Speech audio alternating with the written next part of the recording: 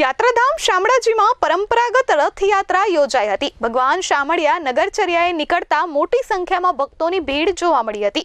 અષાઢી બીજના પાવન પર્વે યાત્રાધામ શામળાજીમાં પરંપરાગત રથયાત્રાની ઉજવણી કરવામાં આવી હતી। મંદિર પરિસરમાં ચાંદીથી નિર્મિત વિશેષ રથમાં પૂજારીઓએ ઠાકોરજીને બિરાજમાન કર્યા હતા। વાજિંત્રોના નાદ સાથે રથયાત્રા દરમિયાન વરુણ દેવે અમી છાટણા કર્યા હતા। પરંપરા મુજબ રથને મંદિર પરિસરમાં 5 આંટા ફેરવવામાં આવ્યા હતા।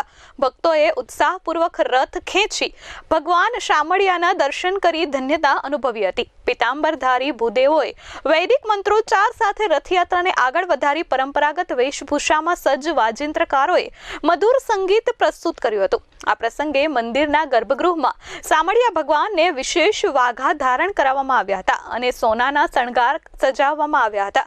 ભક્તિભાવપૂર્વક શામળાજીમાં ભગવાનની રથયાત્રા સંપન્ન થઈ હતી। મહેન્દ્ર પ્રસાદ, S24 ન્યૂઝ, શામળાજી।